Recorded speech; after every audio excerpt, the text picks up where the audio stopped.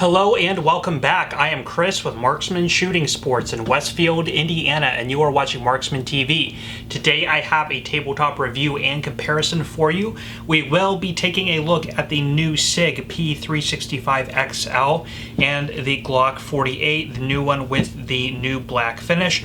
Anyway, we will do a point-by-point comparison going through each detail of each pistol, so if you are looking to get either one of these as your next carry sidearm, you might have a better idea of which one will fit your needs the best. Anyway, if that all sounds interesting to you, please stick around. That's coming up now. Okay, so the Sig P365 XL is essentially a long slide version of the original P365. This is the one that does have the thumb safety. They make this one without the thumb safety as well. And there have been some general changes which I will go over. The Glock 48 is a long slide version, if you will, of the original Glock 43X. Now, the Sig P365, the original version, did hit the market about a year to a year and a half ago. It was sort of a rough launch. It did take Sig a while to ramp up production. They had a little bit of trouble with the firing pin drag on the early models, but since then they've been pretty reliable and people have been really happy with them. It has been difficult to get a package this small that can fit 10 rounds in the magazine. So because of this, Glock then would release the Glock 43X, which also has 10 rounds. I do have a detailed video on the 43X versus the P365. Now, since both companies have come out with a long slide version, Glock did release the 48 along with the 43X about a year ago, just under a year ago. But Sig just now released the 365 XL. So these to me are more directly correlated competitors in that regard. There are a myriad of other videos on YouTube that are focusing on these two on a head-to-head comparison, but of course I want to give you my spin on this as well. So let's go ahead and bring it in for an overall comparison. So starting here with the 48, it does have an overall length of 7.28 inches, and the overall length over here is 6.6 inches. The barrel length on the 48 is 4.17 inches, and the barrel length here is 3.7. And then the height on the 365 XL is 4.8 inches tall. The height over here is 5.04. So the overall footprint on the Glock 48 is still larger. Now, the magazine capacity on the Glock 48 is 10 rounds. The original 365 was also 10 rounds, but they have increased the grip module. Also, they gave it this swooped out beaver tail as well, which they know is like the X grip module, if you will, which does now hold a 12-round magazine flush as standard. Now, Sig does have the 15-round extended mag, which you can get for this as well. And of course, the larger magazines will fit in the original 365. Keep in mind, though, that on the 12-round mag, this does extend out. There is a 12-round extended mag with a little pinky extension on it that you can get for the original 365. Keep in mind as well that the original 10-round mag, if you have the older version, does not fit. So the two 10-round mags that you got with this pistol will not fit in the 365 XL if you are going to look to get that as well. So you will have to get larger magazines if you want those spares. Let's go ahead and bring in the slide for comparison. So the Glock 48 essentially is a 1.5 or a single stack Glock 19, if you will. So you do have the same length on the slide. Of course, your width is going to be narrower. So the newer finish is the same as the Generation 5 finish, which is an NDLC. When they first released the Glock 48 and the 43X, it had the NVPD sort of a silver finish. This is not a stainless. A lot of people kind of griped about it. They prefer the black, so hence Glock comes out with the new black model. Essentially what it is, if you really think about it, is a Glock Model 45 single stack. So you do have the front sight serrations as well as in the back on both sides.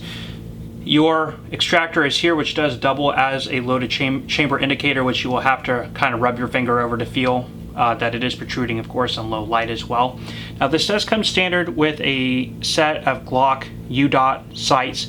For about $50 to $80 more, you can get it with a night sight configuration from the factory. Of course, your roll markings, caliber designation there as well, serial number on this side, pretty straightforward Glock. Now, the P365 XL has a lot of the same stylizing from the original P365, front and back slide serrations. P365 XL model designation there as well. Extractor here on the outside. Now your sights are also in a 3-dot configuration, and what comes standard on these are the X-ray day-night sights. You got that on the original P365 as well. Now one thing they did change is they added a little sight plate here, so you can remove that and you can run any type of your red dot sights that are adaptable for the top of the slide here. To me, kind of an interesting concept, but this is still, in my opinion, a subcompact or micro compact or carry handgun. Sort of in that class, so to put some sort of micro red dot or anything on there is a little bit weird in my opinion. I mean, to each his own, but typically you only run an optic like that for something like maybe home defense, but most commonly in competition. So maybe in like subcompact class competitions, that would be good if you want to use this in competition. There are other features on this that are nice and kind of give you that match handgun type of feel. But anyway, this is kind of an interesting concept. You don't have to use it if you don't want to, but it is there for you. So keep that in mind. Now let's go ahead and take a look at the trigger here, starting with the 365 XL. So this is an upgrade from the original 365 I have here. So this is what they call their X series trigger. It is metal in construction, and as you can see, it has a flat face as opposed to the original trigger design, which was a more traditional curve. Now, one of the things I was talking about earlier, this is very much kind of reminds me of an Apex trigger, so a very flat feel, and it does have a 90-degree break. So right there at the bottom of its arc, you get the resistance, goes right into a clean break. Let's go ahead and look at the reset. Start releasing. Reset right there is pretty short. So this is a very nice trigger, and in my opinion, a definite upgrade from the original P365. So again, if you want to do some sort of competition shooting with this, pretty much set to go on the sights and on the trigger. Again, doesn't hurt at all to have this for concealed carry. Having that nice trigger on there is always a benefit. So the Glock trigger is going to be much just like any other Glock. It is polymer, does have the little Glock trigger safety lever there. You go ahead and push through, that disengages, allowing you to come back about that far until you hit that wall. Go ahead and push through into a break. Go ahead and let go. Right there's a reset, pretty quick reset right there. Of course, it has the typical Glock sponginess. Now, I am a fan of Glock. I carry a Glock 17. My nightstand gun is a Glock 19. I do not carry any of the 43, 43X, or 48 line handguns for concealed carry. I actually prefer the Shield, to be honest, but I'm used to the triggers, but to a lot of people, it is a very spongy trigger. But in this regard, if I had to pick between the two, I definitely like the trigger on the P365 XL a little bit more. It's a little bit more refined. Okay, let's go ahead and get into a disassembly, starting here with the 365 XL. I will begin by removing the magazine, checking that I'm clear, and we are. Go ahead and lock the slide open. On the left-hand side, there is a takedown lever. We can go ahead and throw that down into the 6 o'clock position, release the slide, and gently bring it off of the frame. From there, you can take the main spring out, which is captive, single guide rod and spring, push out the barrel, and that is field stripped. Getting into the Glock Model 48, again, remove the magazine, check that we are clear, and we are. Go ahead and snap the trigger, and then there is a little takedown tab on either side. Go ahead and grab the pistol, bring the slide back just slightly, not enough to reset the trigger, pull down on both tabs, and release the slide off the frame. There is a double guide rod and spring captive recoil spring system here. Bring the barrel out just like on the Sig, and that is field stripped. Bringing in the frame of the Glock Model 48. There are no finger grooves, as is indicative on like the 43 series, also the Generation 5. You do have pretty semi-aggressive, or I'd say semi-positive grip texturing here, not overly aggressive, which I personally like. I don't really like overly aggressive grip texture. That's very basic to me. If you want more aggressive grip texturing, Talon grip tape or anything like that works. Now, your magazine release is set up on the left-hand side of the handgun. You can reverse that if you are a left-hand shooter. As this is polymer in construction, all of your internal components, your trigger bar, your ejector, guide rails, everything like that is steel in construction and reinforced there for you. There is no type of rail space. Trigger guard is big enough to get a small set of gloves in there, but any type of large winter gloves, you're going to have a really hard time getting in there, so a relatively small trigger guard and a little bit of a beaver tail extension here in the back.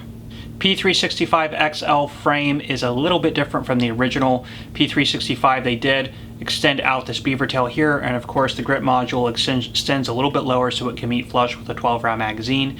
The grip texturing is very similar to that on the P365, pretty much exactly the same.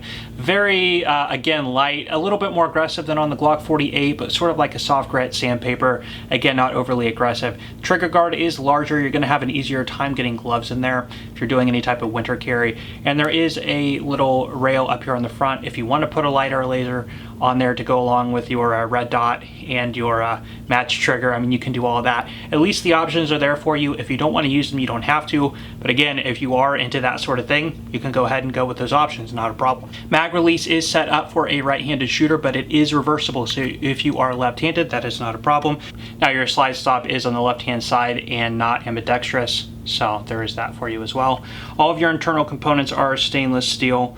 Reinforced guide rails that do run the entire length of the slide, which in my opinion is a little bit stronger than that found on the Glock. Other internal components, stainless steel, so they are reinforced where they need to be.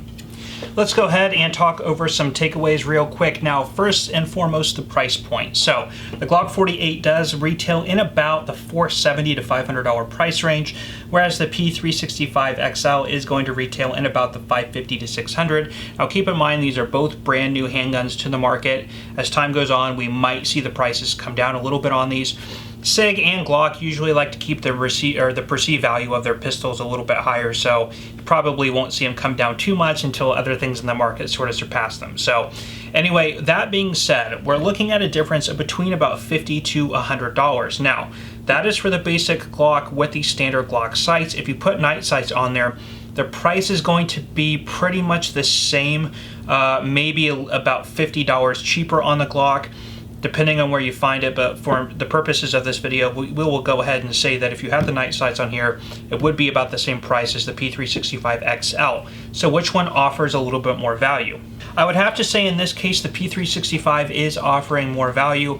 Again, the sights are steel in construction. Even if you get those night sights on the Glock, they are polymer. You do have the little optic plate on there, which in my opinion is not really useful on a firearm this size. Many of you may disagree with me, but again, at the same price, why not have it? It's a good option. It's there if you need it. If you don't need it, it's fine. It doesn't get in your way.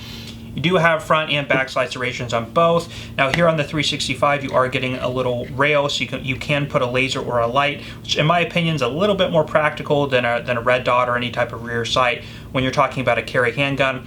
But again, this could also double and serve very well for home defense. Again, you can get it up to 15 rounds. As of right now, the Glock does not have the 1.5 or 1.5 stack mags beyond the 10 round capacity. So you are limited there, and you cannot share with the larger 9mm Glocks like the 19, the 17, or even use the 33 round stick mags. So your capacity is a little bit limited here, whereas Sig has pushed it up to about 15 rounds. So there is that for you. Now the triggers, like I said, I am a fan of Glock. I think that you know, I am really comfortable on the triggers. They are good to me, but if I'm considering any other type of shooter that might not be at home on that trigger as much as I am, most people are going to feel that the trigger on the P365 XL is just superior. Again, sort of feels like an Apex trigger upgrade right out of the box. Nice flat trigger, 90-degree break, quick reset, very light pressure needed to engage the trigger. So again, with a good holster, anything like that, that isn't really going to impede on safety, in my opinion. They probably will come out with a safety version of the P365 XL, just like they have on the standard model P365. So that'll probably be hitting the market in the future. If you are not a fan of Sig products, or if this just does not feel good in your hand, there's nothing wrong with the Glock Model 48. The reports on these so far, like I said, the 48s have been out, 43s and 48s have been out maybe 6 months to a year. Reports on them, just like anything else, have been great. They did not have any type of hiccups out of the gate like the P365 did.